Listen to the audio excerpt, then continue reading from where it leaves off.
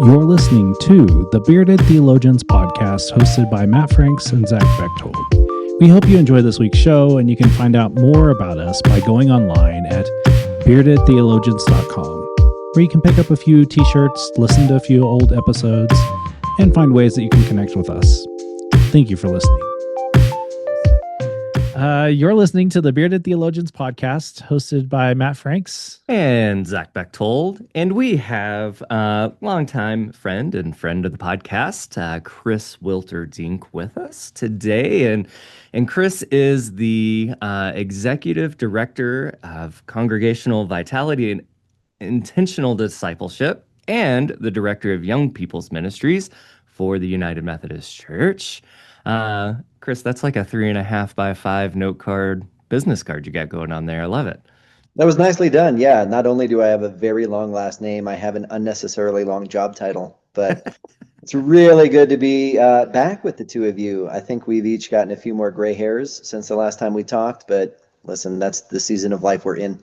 You know, it really is. And it just kind of shows how we've grown and done this for a long time. And you're a huge part of that, right? Like, I think you've been there since, well, I know you've been there since the beginning. I was going to say, so, isn't he kind of a little bit of we could give him a little bit of co-creator?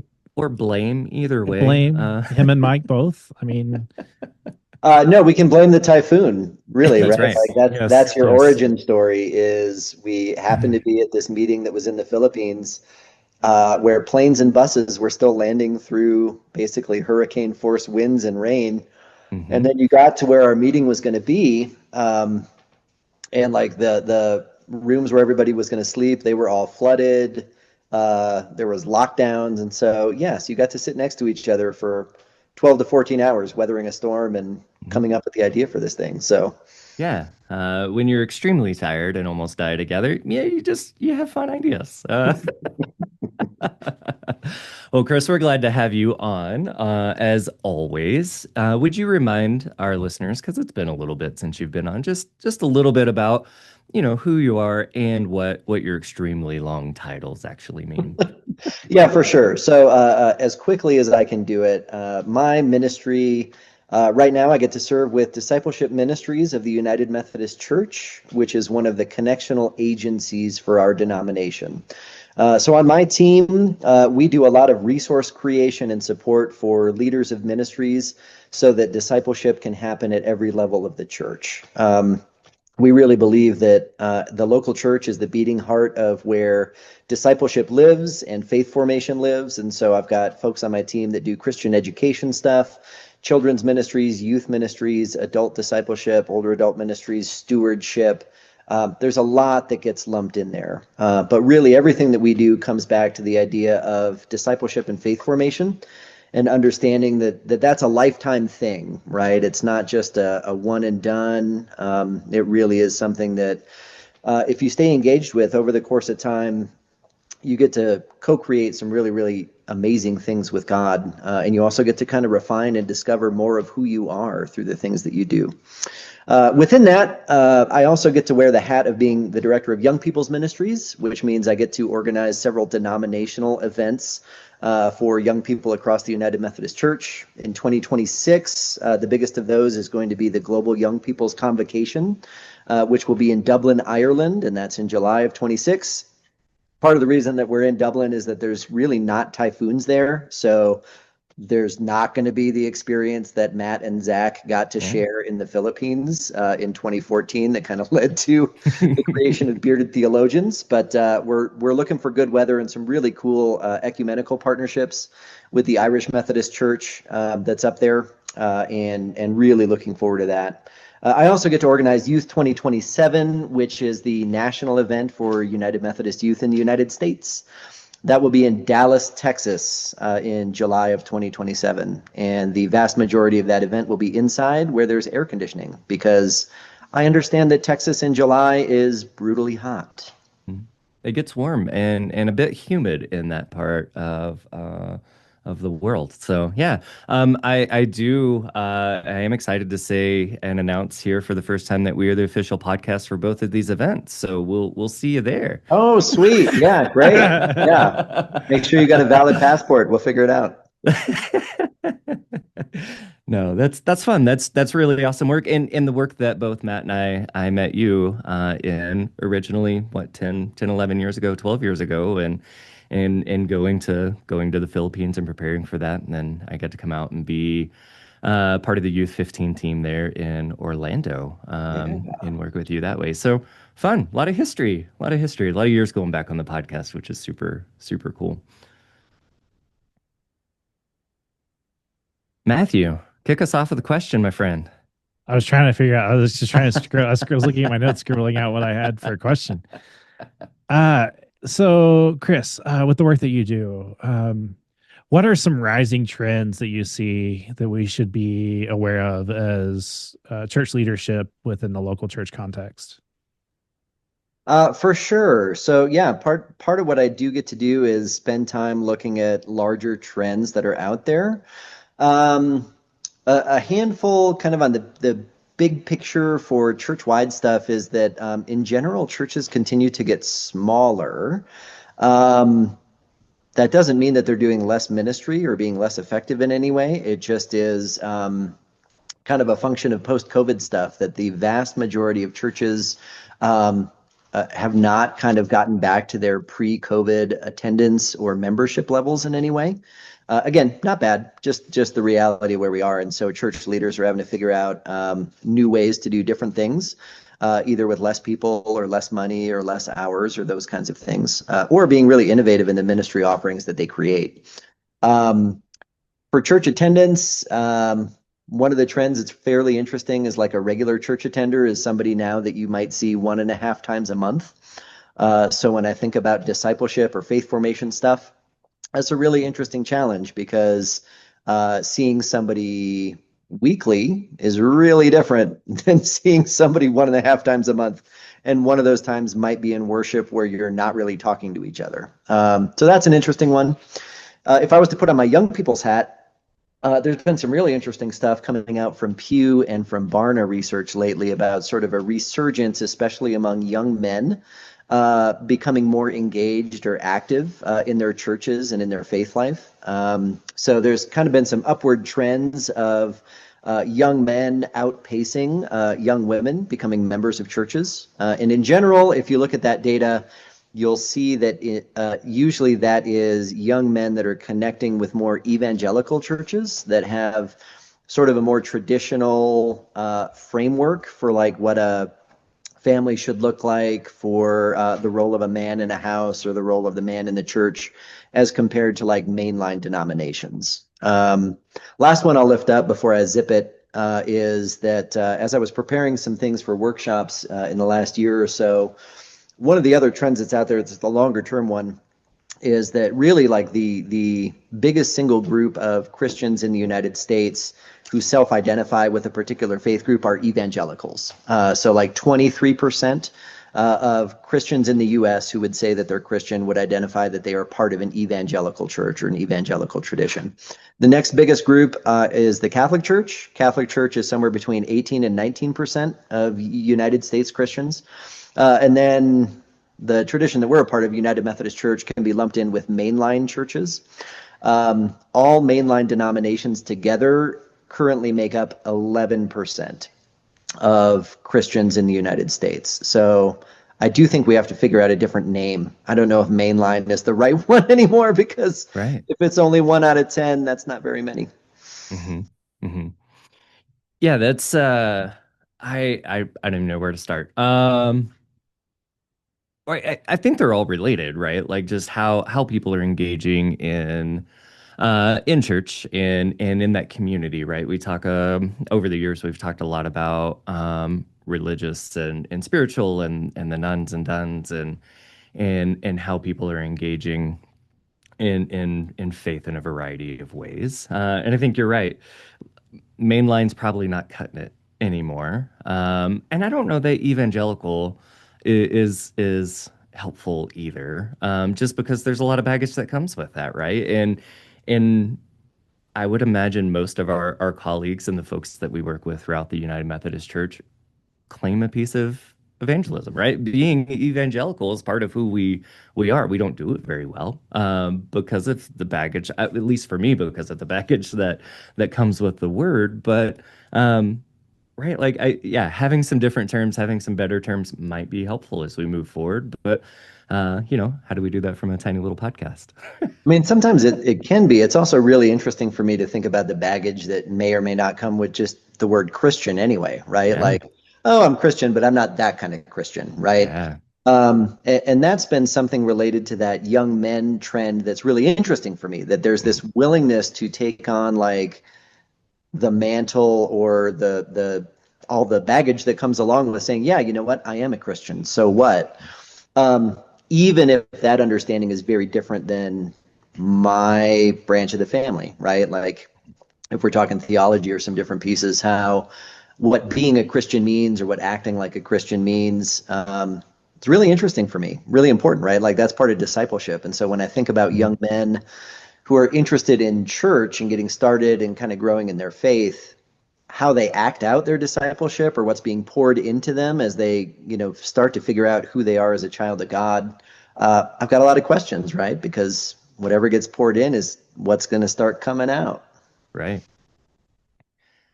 Yeah, and we were talking before we recorded a little bit about this and kind of those trends and what we see, especially in young men, right? That's a very specific thread of Christianity or understanding what a Christian man should be. And even that word should, right? Like, this is what you should be doing. This is how you should be acting. This is how you should be treating your family. This is what it looks like to be a young man and a Christian, whether that's in your marriage or as single or however that comes about. And I think back to the last, I don't know, 15, 20 years probably in what media has done with that a little bit, especially Christian media. Duck Dynasty is probably the thing I think about the most, and all of the marketing and Bible studies and like everything that came out marketed towards that. And this is what a man looks like, right? You grow a long beard, which we have a podcast on Bearded Theologians. Matt's right here. I know. I saw him perk up all of a sudden. He did. He did. But all of the marketing that came out with that, right, was pushing young men towards this is what it looks like. And it was, for me, it was a fascinating conversation of what is evangelical or Christian marketing look like as opposed to discipleship and, some other things that we do and buzzwords that we have. But there's definitely a market for that, but also that trend, like you said, towards that. If young men are the growing population in our churches or evangelical churches, what does that mean? What does that mean for us as mainline? And how do we not jump on that bandwagon, but do it well and healthy and provide space for that when young men or young people go, yeah, I saw that, but I don't know if that's me, right? Well, let me ask you guys a question. And that really has to do with, how do you end up talking about theological ideas that have to do with like gender or gender roles, right? Mm-hmm. So the question I'm going to ask is, a lot of companies out there where they'll, speaking of marketing and like banking and that kind of stuff, they'll create this image of what it means to sort of be like a Christian man, biblical manhood, whatever. When I see people walking around with like a lions not sheep hat or shirt, like that sounds biblical, but oh my gosh, is that a terrible misreading of what it means to have the lions lay down with the lambs, right? Like that's not and if I'm a parent, right, if I've been coached up to think that I need to raise young men in this Christian way or whatever, and that means I've got to turn you into a Lion of Judah, and that means you're never going to be forgiving. You're always going to go get your own. You're going to protect your family, but you don't really care about anybody else. Again, that's not a Christian worldview or understanding. So, I mean, let me ask you guys, how do we start to talk about that, like at a congregational level or at a relational level, when you've got this weird mix of what I would consider like an American cultural influence for like traditional man, traditional husband, traditional wife, whatever, and compare that with what Scripture might call us to, where it's a lot more about equality and sharing and personhood as opposed to like a gender assignment that comes from culture. Mhm. I think it begins in those conversations that are in like your discipling groups and having those like literally asking those questions and asking like discerning what does that mean? Like where did they get this from? Like and literally then and like if it's one of those obscure verses, like let's go look at the text. But then like one of the things that Zach and I joke about constantly on this is like it's more than just we got to look at the larger context of the scripture and like really break it down. And I think to me, this is where those small groups and all that stuff, like how we pour into those and have those conversations really matter. Being able to understand where people are coming from, but then also understanding, saying that why does like, where did we get to this, or why do we think this way, and like begin to begin to wrestle with that in a more of a small group setting than an actual like. I don't know if it can be done well in worship because it's a broader context of not having those conversations. Because how often do you stop and say, "Now talk about this with your neighbor"? But I think in those discipling opportunities, I think that's a great way to unpack that. Yeah. No, I think you're right that the small group is helpful in having the conversation, because that's something we miss on Sundays. But I think we can do it on Sundays in just the language that we use and how we unpack scriptures and stories and things like that, and dig back into the Jewish context and just the context of the world out of the day in which they were written, and why. Why are they saying the things they're saying? But I try to be super intentional through scripture and liturgy and things just in the simple thing of when it talks about brothers and sisters, we use siblings, right? We Sure. try not to gender as much as possible. There's times you can't avoid it, but there's other times that we can start that conversation of, well, why did Zach use siblings today instead of brothers and sisters, even when brothers and sisters was on the screen? Like, just kind of starting to break those kinds of tensions down, so that way we can do the work of it's not really a gender role, but it's the relationships we have with each other and how we're building those in these ways that are partnerships and not dominion over people, but working together. Well, and I think that's key, like how we do that and everything. Like Zach, you and I were theologically trained to do that, to be aware. How are we talking about God in worship, and not just be so centered in one space, and be open about that when people ask those questions. When we read from the Common English Bible, there are some translation changes, and being able to have that conversation of why these words were changed, but then also using that broader brush of how we use pronouns and worship and all the things, and try to be aware of that. Like that's something I try to be aware of how, like, am I using a broad approach with God, or am I just being in this one little like super tight space that has no wiggle room? And I think the way we do that in our worship spaces, at least where I'm at, is in the liturgy, and making sure that our liturgy is inclusive and acceptable in a space that it allows a bigger space for God, and not just this singular view that in a lot of those spaces that is attractional tends to be, because it's simplicity. It doesn't.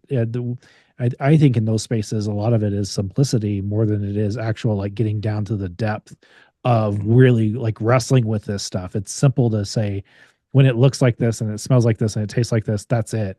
When it's actually, no, it's actually it's bigger than this. And I think how we mirror that, and I liked how Zach brought up worship. Like I think in worship that's key, and not just being in one language space, and actually broadening our language and in that space, speaking to our community as a whole.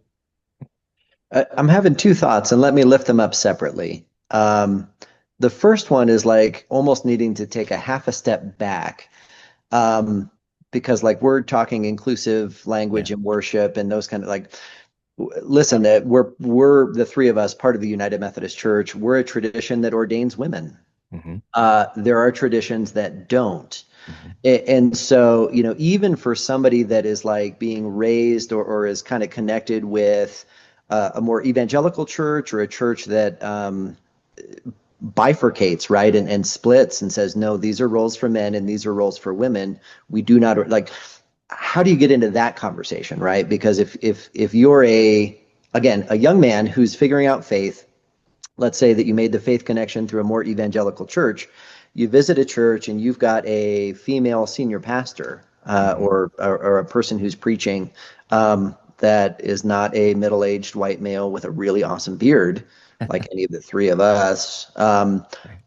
How do you open that door or frame that for a young person to be able to say, no, like this is theologically how we got to this place of saying, no, you know what, ordaining women is great. Because again, like Matt, to your point about plucking the scriptures out, right? Like you can go to one of those Pauline letters and you get into some trouble about like, okay, that's where some of these conversations about who's okay to be ordained and who's not started to pop up. And I'm not even talking about, outside of that binary gender role idea of male and female, right? Like conversations about trans rights, openly, all of those kinds of things. Like, is it okay to have a trans pastor? For me, like you get to the place where there's no Jew, no Greek, no male, no female, no whatever, because we've got this new identity in Christ. I'm totally comfortable living there. There are some folks who are not. And when you're a younger person or somebody that's kind of newer to the faith, those nuances can be very confusing, potentially upsetting, because again, you're bumping into this cultural framework that you might be being raised in, that then what you're learning theologically is pushing against. Yeah. Well, and even still, like we've been ordaining women for a number of years, a long time. And we still have folks that walk into our church of any age here in Bozeman, where we've had senior pastors and that are women, and we've had a ton of associates, and still get the question of, really? Like, just because of gender. And I think a lot of it comes down to that conversation or doing the work of when we're finding young people who have been raised in maybe not a main line or not the United Methodist Church and are bumping up against those differences, unpacking not so much what is different, but why it's different, and what the purpose of what they were raised in was. Is it power? Is it influence? Is it those types of things, especially for young men, right? I was raised in a fairly evangelical world, and that was the language that was used. It was the submit and the power and the dominion over people, as opposed to what I preach and believe now in the opposite of that. But you're breaking down those kinds of barriers. I think that's where we have to start almost. If somebody walks into the church and has a female senior pastor or just a lady in the pulpit preaching, and they're like, what's this? Well, this is what we're doing. This is who we are, right? Like, tell me why you think it has to be a man, and begin to unpack those differences and why. Why were you taught that? Is it just because Paul said so, or is there something deeper that? Well, so that's an interesting one for me, and that bleeds a little bit over into like, I don't know, some of my youth ministry stuff or thinking about membership vows, confirmation, that kind of stuff. There's a really healthy handful of studies that basically say no matter what your age is, on average, the people sitting in the pews of a congregation have somewhere between a 7th and an 8th grade level of theological understanding, right? And so here you are as somebody that is theologically trained at a master's level, sometimes at a doctorate level. Not anybody in this room. No, absolutely not. Not unless somebody wants to like pay me to do it. Right. I'm not paying to do any more school. Come on. But like theological training does make a difference. Education does make a difference.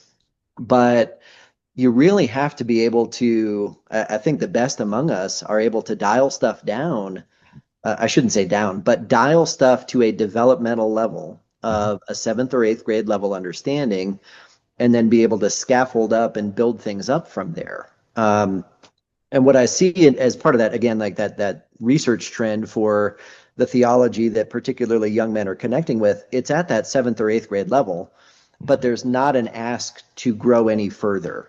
Right. Or to learn more, or to be challenged in a new way, right? Mm-hmm. Like it is, I'm going to introduce this idea. You're either going to like it or you're not. Mm-hmm. If you're going to like it, you get to stay there. If you don't like it, you can go find another church where maybe, something does feel better, right? Yeah. And that's interesting for me, because I do think people respond to challenges. I do think that if we're sticking with that young men conversation, young men do particularly want to like sort of rise to a challenge. There's something that is inherently, manly about rising to and meeting a challenge when it's asked of you.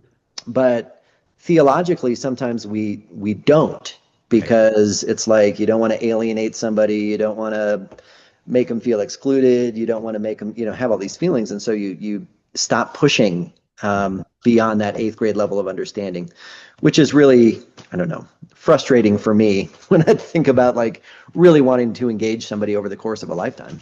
Mm-hmm. No, and that's what I've found in just the spaces that I've been able to occupy. Folks that are didn't grow up United Methodist or mainline denomination, that wander into the church or seek us out intentionally. It's that desire to learn more. They were asking questions or pushing back and wherever they were, and didn't get the answers, or were told, well, maybe we're not the place for you, right? And so I've noticed, or been fortunate enough to see that space of when people walk through the door, they're ready to ask those questions, and kind of break some of those things down or dig deeper into what it is. Not always true, but I've been fortunate enough to experience that. And then some of the folks that walk through our door that don't say, well, yep, that's not for me. I'm on to the next one, which is also okay. That's part of what we're trying to do here, in connecting people where they fit and can search and wander in their faith. I wonder too, Chris, like what in that desire to push people or encourage people past that eighth grade kind of theological basis. How are you encountering working with young people, right? Like, I don't know, when I did youth ministry and whatnot, eighth grade, ninth grade were typically my biggest classes. And then they ventured out from there as they got busier in school and barreled towards real life and college and all of the things. But that maybe it's not a question or just an observation of that makes sense, right? Like those seem to be the biggest groups of people we have in our youth groups and young people ministries. Yeah, well, to that point, I'm hoping I'm not making too big of a claim here, but developmentally, emotional responses always come first, and then logical responses follow. Okay. Always, no matter what age you are, right? Like we all have children. So look at our own kids. You knew that when you were raising it, like the emotional response is the first thing, and then the logical stuff gets layered on top of that. We tend to forget that as people get older, and that 8th, 9th, 10th grade year is right about when we flip over from creating emotional, experiential opportunities for faith development to academic faith development, right? And so one of the ways that I would encourage people to, like, if you're going to try to engage and push somebody beyond what their current understanding or theology is, you have to embrace that emotional, experiential part of it as you sort of handhold or walk alongside the theological or academic reflection that's going to have to come after that emotional experience, right? So part of the reason I think that after 8th, 9th grade, in addition to busyness of life and everything else, like there reaches a point where you're doing like adult Bible studies. And an adult Bible study, generally, right, you're sitting down, you're reading, you're talking.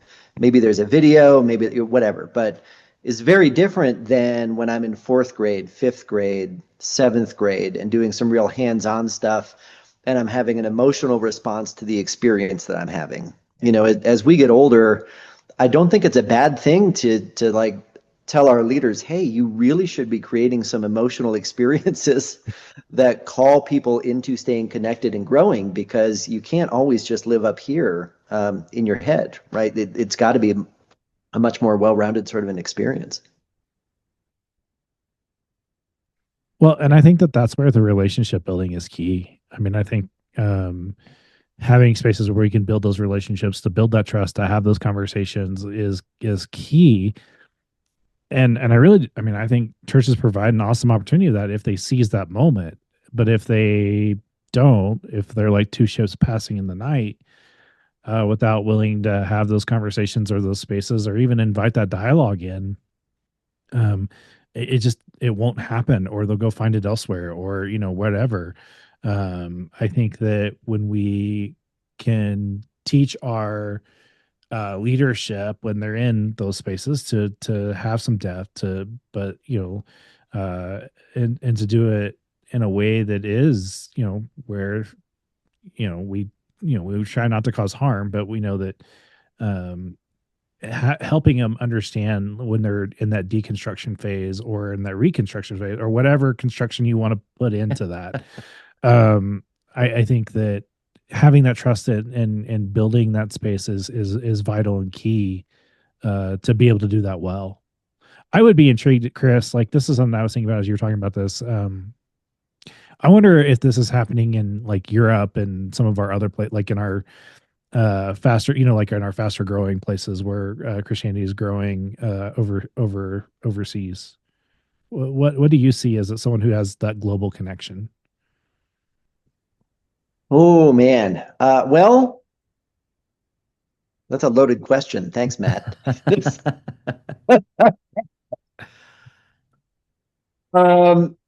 You know what? Like, if most of the folks listening to this podcast are based in the United States, um, I guess I would want to say, listen, we would live in a part of the world where there can be a lot of language about like Christian victimhood or being oppressed or that kind of stuff. It's not that in the US. There are parts of the world where the church is blossoming and blooming, even in the face of like true persecution, violence, harm, those kinds of things. So I would lift that up first, I think. One of the other things that like I could particularly, pick across different, like maybe African contexts across the central conferences that are related to the United Methodist Church in Africa. The real growing places there for churches are ones that are paying attention to and meeting the needs of their community. That ministry, yes, it still includes worship. It still includes maybe some small group stuff, some faith formation things, but it's very straightforward that the church exists there because they are able to meet needs in the community that otherwise would not get met. That might be food, that might be education, that might be economic growth or economic opportunities in a really depressed or jobless area, right? So yeah, in parts of the world where you think about the church growing, it really has to do with being effectively connected with their community and meeting a community need. And in some ways, theology or discipleship comes secondarily to that community connection and that relationship building. And Chris, I'm not a church historian by any means, but I'd venture to say when we were at our best as United Methodist and growing and spreading across our context here in the United States, that's probably when we were at our best in paying attention to our community and diving in and digging in those ways with, the worship and things like that, not coming necessarily secondary, but not being the most important thing we do, but reaching in and diving into our community being the most important thing we do. And we've lost that a little bit in our church today. Well, if we were to think about Sunday school, and how Sunday school started. Like legitimately, right? As part of the early Methodist movement in England, you had large swaths of the population that could not read because they could not afford to go to school.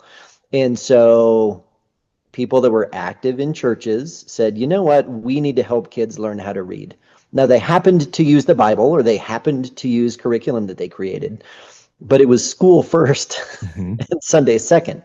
Right. And when you think about Sunday school now, that's not what that is anymore, right? Like the need that that's serving is very, very different. And so, yeah, like I always encourage churches to be able to, pay attention to what's going on in their community. And if there's a need that's not being met, especially like in terms of how government is kind of reshaping stuff right now, in terms of the stress that local governments might have for funding or community organizing or any of that kind of stuff, man, the door is wide open for churches to pay attention to what they naturally care about as a part of their mission or their vision, and the needs that are there in their community. And then because you develop that relationship, everything else ends up flowing from that, because you were able to see a need, you were able to see people for who they are and what they need and say, oh my gosh, we could help out with that. I feel like Matt's going to unmute. He's thinking. I'm thinking, do you not see the spinning thing above my head? Matt buffered. Go ahead, Matt. Well, I was just say, I think when we think about all these things that are going on in the life of the church, is really that relationship building is key to what it is we do, and being able to meet the needs of their community. We need to know our community, and so how do you do that? Well, you go build the relationship. You go be in the community. I mean, how many of our churches are not involved in our community, that don't know our community, and literally are missing out on opportunity that's literally knocking on their door. But what would it take for us to be able to just step up and like get to know our community and take that time to do that, and not just, the church does a really good job of doing the same thing, expecting different results. I think as we lean into what it means in this new paradigm that we're in, post-COVID, post whatever you want to call it. I mean, I feel like we're in a post space where a lot of things are post. I mean, we're Even about Malone is post. I know. That's right. I mean, we're about to be in a post baby boomer, that will eventually happen. So, I guess what I'm getting at here is like leaning into the meals of who we are, like getting down and having a meal together and getting to know our community, and tending to our community where the church was at its best. Like Zach said, I think that's just so key to what we should be doing. Well, and to circle back around maybe to where we started a little bit, right? Like these trends for why young men are getting re-engaged with church. It's because in some ways there's like this sense of abandonment or loneliness that really are a bit of an epidemic among all of Generation Z, but particularly felt astutely by Gen Z. Everything that we, people of our age and older, would have needed to do socially or out in public or in person, that can all happen now with me being alone with my computer in my apartment or my bedroom or my whatever, right? Like, and so part of the reason that I think there's been this connection with evangelical churches is the recognizing of this abandonment or loneliness and some real specific outreach to people that are feeling lonely and giving them connection points, and not only getting to know like the community that's out there, but then inviting them to be part of the community that the church is building, right? So like Zach, back to conversation about historical Methodism or whatever. The church not only had a place in the community, but the church was also something that built community, right? And so we're even so far removed from that, where it's like the church feels like a totally separate thing from the neighborhood that it is built in. That we've really lost that ability to not only be a part of this larger community that you get to know what's going on out there, but also to offer community for people that aren't experiencing it. And in that, like recognizing that might be the first time somebody has felt connected in this way, or like is building a relationship in this way. So it might freak them out. It might feel really unfamiliar. Right. to be invited into what your church is offering because it's never been experienced before by that person. Like, what do you mean I'm on a meal train? That's incredible. Like, I Right. didn't even ask to be put on it, but you knew I needed it. Hmm. That feels weird. I'm also really grateful, and it makes me want to get to know you more. It's those kinds of things that I think the church can lean into a little bit more. I think so too, and that's what I have found here in Bozeman. In we've had people, in the pews 15, 20, 30, 40 years sitting across from each other, or back when we were running 3 services a Sunday, being in just different services. And now that we're all in one and have been in one service since COVID, I'm finding people who've been here forever don't know each other and haven't had the opportunity to build that community with one another and build those relationships. And the things that I do out in the community, bar church and coffee hours and just the things where we gather people to intentionally like do some discipleship and stuff have shifted and changed here because people just need to sit at the table and get to know each other, hear each other's stories, and all generations. And that's what's been really fun is no matter the age, we've had anywhere from high school to 90 plus years old come and sit at those tables and go, I've seen you from across the sanctuary for the last umpteen years, but remind me your name? Just the basic things like that. And now watching them get to know each other. And now they're starting to ask the question of, what does our little group here do? Now what? Right now, where are we feeding into the larger community? And a lot of them are doing that in some ways, but with exactly what you said, meal trains, right? Like, how do we cook food for each other when somebody's had surgery, or they've been sick, or have had a baby, or this and that, right? Like, how do we just help out? How do we show up in those ways, on top of some really cool other opportunities in the community? But it's that both and, right? Like, here's the larger community, here's our stuff that's going on there and our needs there, but here's the community we sit at the table with. What do they need? And so that's been pretty cool to see. This might age very quickly, so forgive me for bringing it up, and feel free to cut it out of whatever edited episode you end up posting. But within like the last 2 weeks, we're recording this during college football season in the U.S.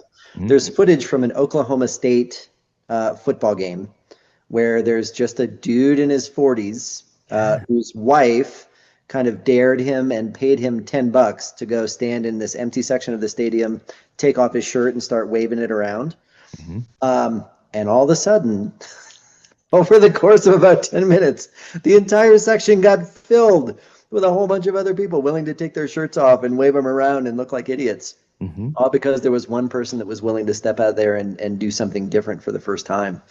And there was like a bit of a temporary community that formed. And for me, it's a really interesting lesson in being willing to do something different and then see who might end up following along, or who might end up finding community in what you do. Because a lot of the stuff that's out there, church-based or not, does dial into that, again, emotional need for community and for relationship. So if I'm on a Discord server, if I'm in a small group, if I've got Telegram chats or WhatsApp chats or whatever working, I'm finding my place in community in those things. And the church can't forget the importance of those relationships in that community, no matter where the relationships are happening. Yeah, we took our oldest on. She graduated high school. We took her on a senior trip.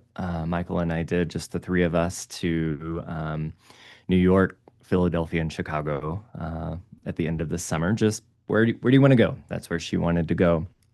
And while we're in New York on the first leg of this trip, I get a text from a number I don't know that just says, "Hey, I'm the mom of one of Zoe's friends. We live outside of Chicago. Could we meet up?" To which I ask my daughter, why am I getting this text message from this strange adult? What are we getting ourselves into? What's about to happen? And she's like, well, my friend lives outside of Chicago. We talk on Discord servers. We have for a couple years. I really want to, we're close enough. We thought we could meet up. And to which I had all of the questions of, are we about to get kidnapped and murdered and all of the things in Chicago?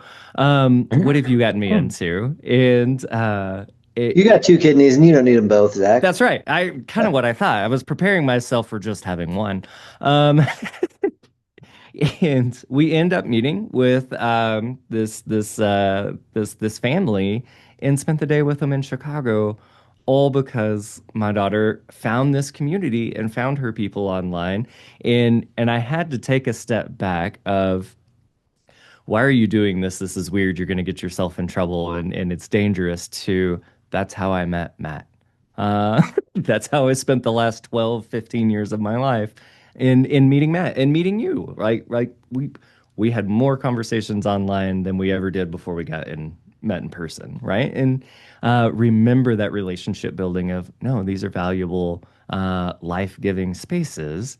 And then, like you said, it made me turn around and go, how are we doing this in the church? How are we building that community, not only in digital spaces, but physically and in between?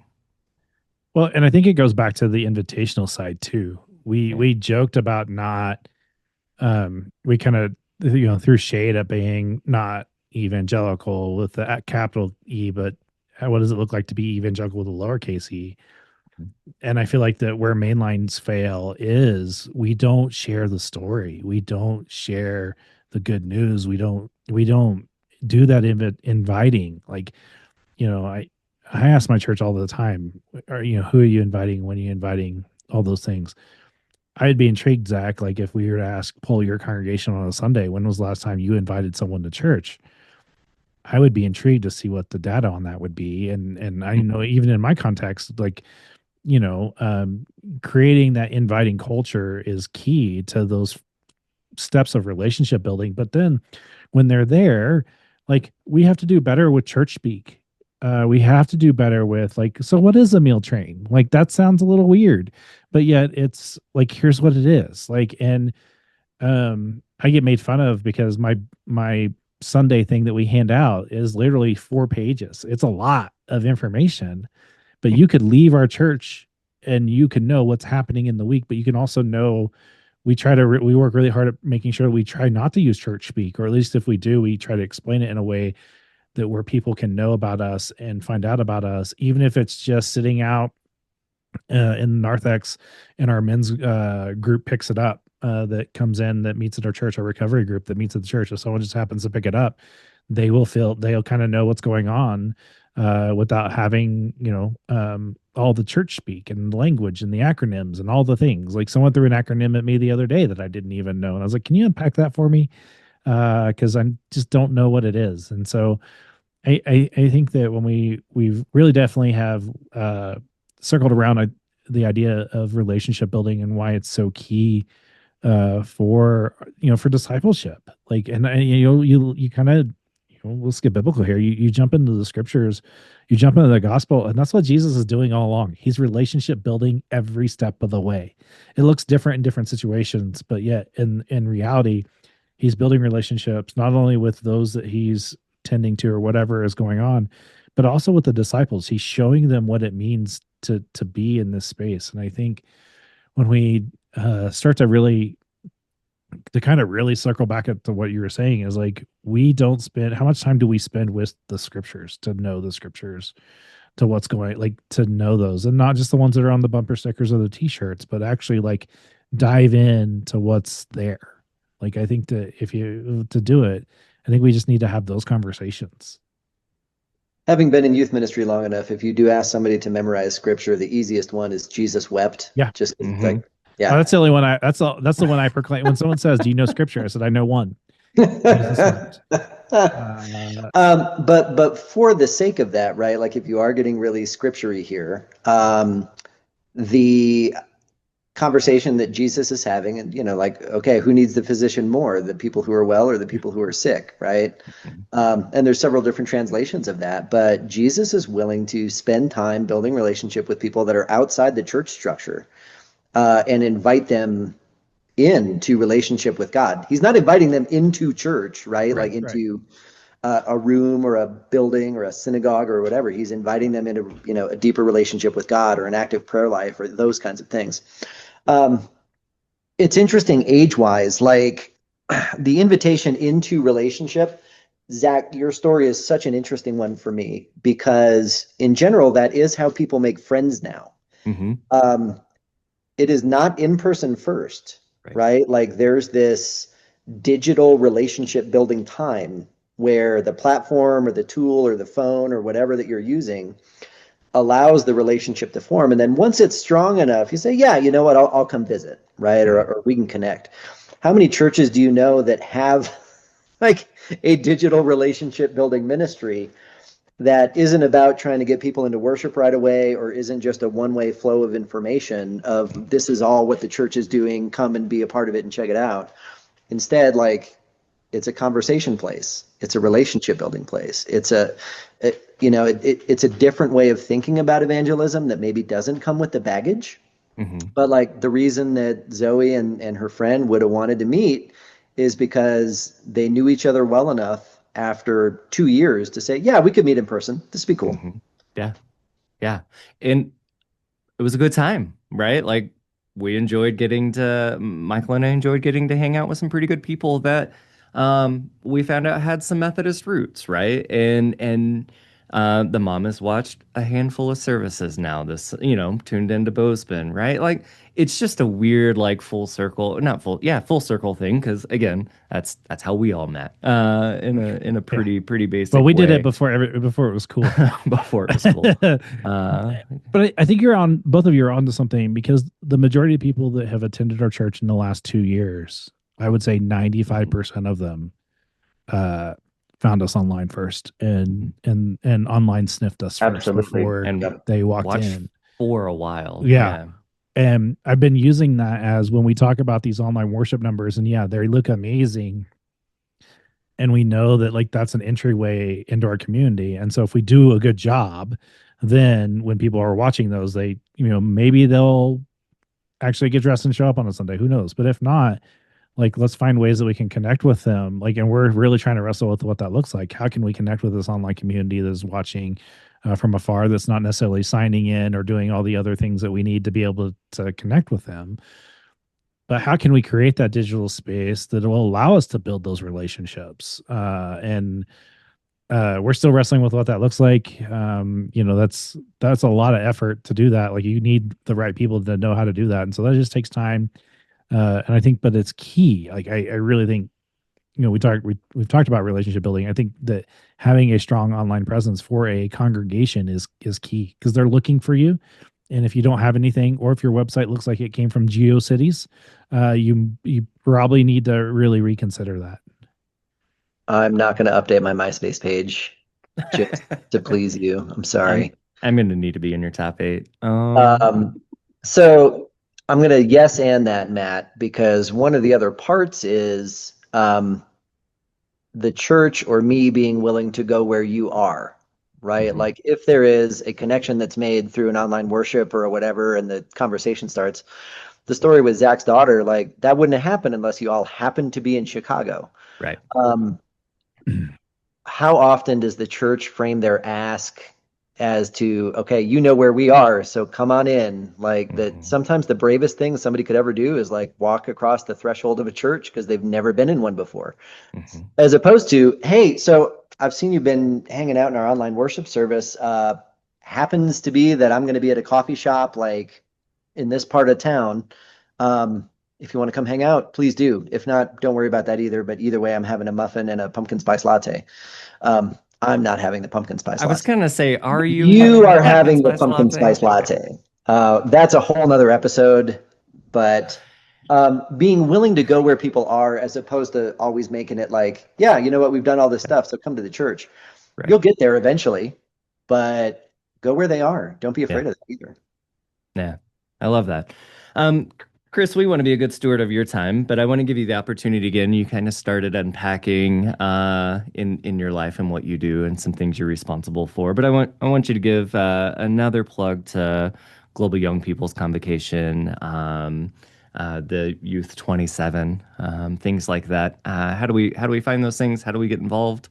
The royal we, right? Like folks listening. People who are not the official podcast partners of both. Correct. Yeah, we already know how we're involved. Right.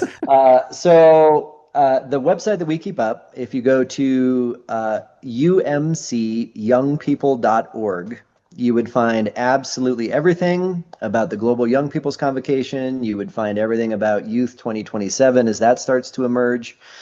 You would also find free discussion guides for young people to use in Sunday school classes or small groups.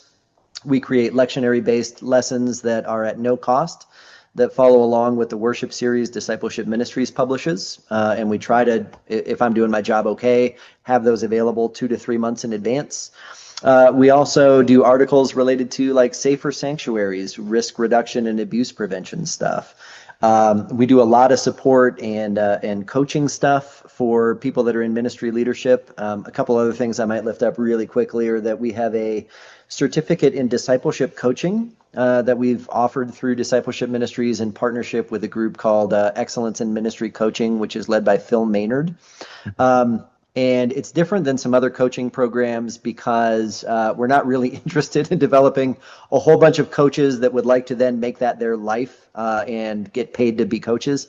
Instead, it's can we identify people who are invested in a local church, who are lay people that can go through a discipleship training so that they can work with their clergy, with their staff team to really be better about their intentional discipleship systems at their church, because they know the context of their church and they're getting an extra like 6 hours of coaching skills and 6 hours of information about intentional discipleship systems. So like that's a really cool one that we've got right now. And then publishing, I think before the end of 2026, I've coordinated a new book called The New Job Descriptions, which is a quadrennial resource, but it breaks down the 10 jobs that are required by the Book of Discipline for a United Methodist Church to have, right? Like the different roles for staff parish chair, finance chair, all those kinds of things. And then it offers up 30 additional jobs that, depending on the context you're in, might be really great to consider for how you organize leadership in your church. And it tries to link each of those leadership opportunities back to discipleship, because that's really at the core of everything that we do anyway. So that one will be called The New Job Descriptions. And when that one comes out, boy, is it a page turner, especially if you're a church leader. Right. Yeah, we'll have you on to talk about that because we were both just talking about that. We were just talking about some of that stuff before you got on. So it works out. Oh, nice. Well, because I'm a friend of the podcast, as soon as we're done, I'll send you the PDF proof of the inside, and you all can give me endorsements to use on the back cover and in marketing. Hey-o. There we go. First time. We've been asking for 10 years for somebody to let us write something on the back That's of the because book. People are nervous when you recommend something. They're like, yeah, the Bearded Theologians say this is great. And everybody's like, yeah. I don't know. Matt Rawl's been on the podcast 45 times for 45 different books. Are we mentioned what? No, not once. Not once do we have a back cover. I don't think Duke will let him. I think that's that is probably what it is. It's not Cokesbury, but it's Duke. They're like, Yeah. Chris, thank you. Whatever. I always love having conversations with you. And skipping much of annual conference to do that. So I always appreciate our time together. You're doing incredible work and leading in incredible ways. So thank you. Thank you for faithfully doing that. Well, thanks. I always appreciate you both and your ministries that you lead and the conversations that we get to have. I also appreciate your editors that will trim this lengthy and wandering conversation into something that's usable.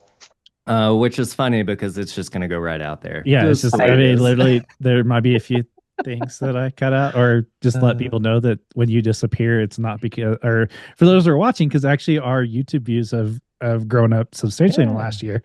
We will let them know that you left on your own accord to go tend to your animal, not that you were not happy with what we were talking about. Not like the conversation. So. Yes, I did not introduce Luna Blueberry, the miniature Aussie doodle, which is my children's favorite thing in the world. But we taught her to ring a bell when she needs to go outside, which we thought was a great idea. Except she wants to go outside all the time, whether she has to do her business or not. So yes, every time I got up, it was because there was this little like ring-a-ding-ding. You know what's funny is that Michael did the same thing for Zach but Sure. he doesn't know how to ring the bell. No. I just think it's funny because I'm like on the other side of the Pavlovian response, right? Like Right. it's supposed to be Pavlov's dog, and I'm like, I'm the dog. It's me. Like every time the bell rings, I get up and open the door. Well, listeners, thank you for listening, and we will share all the links to things in the show notes, and so don't be afraid with this being Pastor Appreciation Month to pick up some pastor appreciation items that say Bearded Theologians on it for that favorite bearded theologian in your life. And so we are grateful for you. And so for the Bearded Theologians, I'm Matt Franks. I'm Zach Bechtold. Thanks for checking us out. Subscribe and like this video and push that thumbs up. Thank you for listening to the Bearded Theologians podcast. Don't forget to like, subscribe, and share on all social media outlets. You can check out old episodes and more information at beardedtheologians.com. Thanks for checking us out.